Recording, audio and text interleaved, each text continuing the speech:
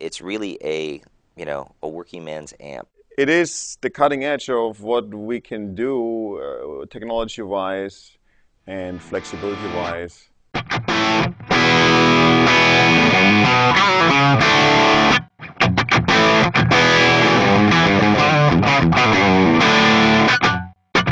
It was a fairly obvious choice to work with Reinhold. He has somewhat of a history with Line 6 as it is, in that we've been working with the Spider Valve series and even some of the work we did with Alchemist. So we had already had a working relationship with Reinhold.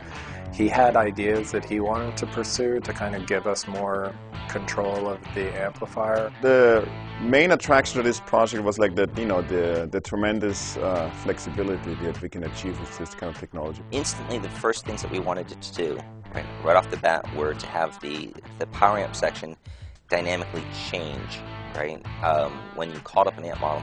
Because in a physical amplifier, a lot of the tone comes from the interaction of the actual physical speaker and the actual physical power amp, right? And so we didn't want to shunt that in any way. We wanted to try and encourage that to happen. The DT50 changes its analog section a lot. There's a lot of different little controls that we have. Other amps have been able to change class AAB and do other kind of topology shifts to the amplifier. But I don't think anyone's ever done anything like this, where we've been able to dynamically change them to digitally control analog components in this way, so that we could completely reconfigure all these aspects of the actual analog hardware of the amp. And Reinhold did a phenomenal job of giving us this flexibility, and at the same time just making the amp extremely toneful. One of the big switches on it, you'll see a topology switch that says 1, 2, 3, 4. What that's actually changing is the feedback topology.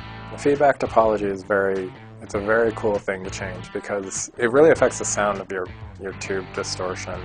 It affects how much gain you have, how much the speaker is sort of ringing, because it's providing this feedback loop that is either clamping that down or letting it run free. And with these sorts of things, even though you've only got one type of tube in your amp, you're getting a bunch of different sounds out of those same tubes. So it's very much like having multiple amplifiers inside this one case. It occurs like any other guitar amp. It doesn't occur like a technologically difficult amp. There's many amps on the market that do this analog switching that you kind of look at the faceplate and your eyes start to glaze over. And I think the way we've executed it and the way that we've implemented the UI makes it occur very traditionally as a two-channel amp. It can do what you need right out of the box by itself.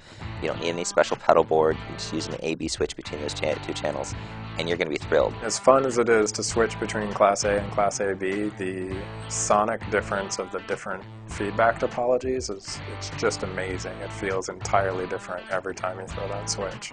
So it should be a big milestone in where technology can take us in the guitar field.